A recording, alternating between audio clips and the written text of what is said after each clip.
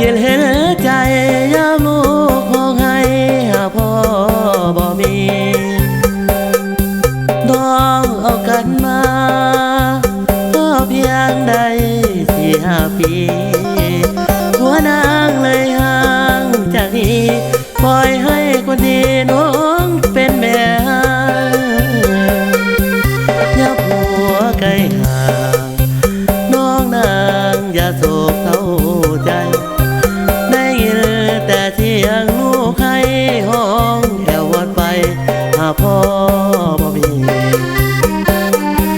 ยับเจ็บป่วยไข้ไปเด้ที่เบิ่งสวยนางบ่มีไผนอนเคียงข้างมีแต่นางนอนให้ใจมองส่วนบ้านเจ้าทางเสาก็ถือกย้ายเสทั้งหยาบฟ้าเฮือดก็เพฝนตกมา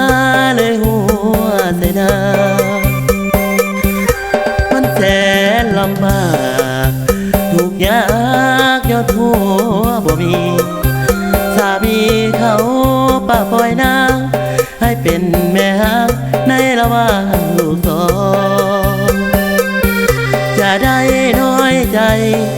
อย่าห้องให้ไปเลยเนื้อทองอายนี้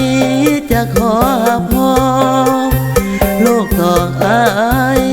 ก็ยินดี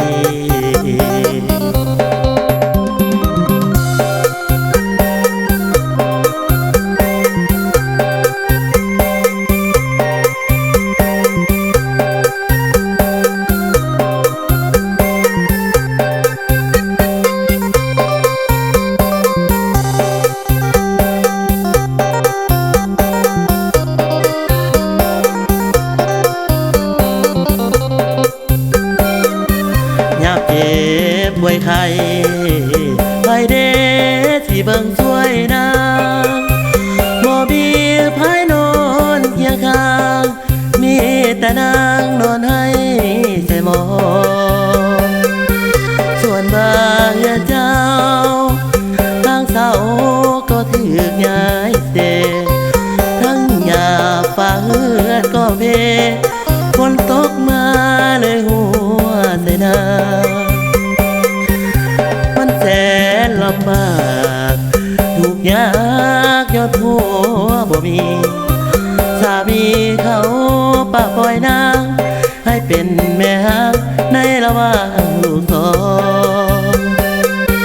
จะได้น้อยใจอย่าห้องให้ไปเลยเนื้อทองอายนี้จะขอพ่อลูกต่ออายก็ยินดี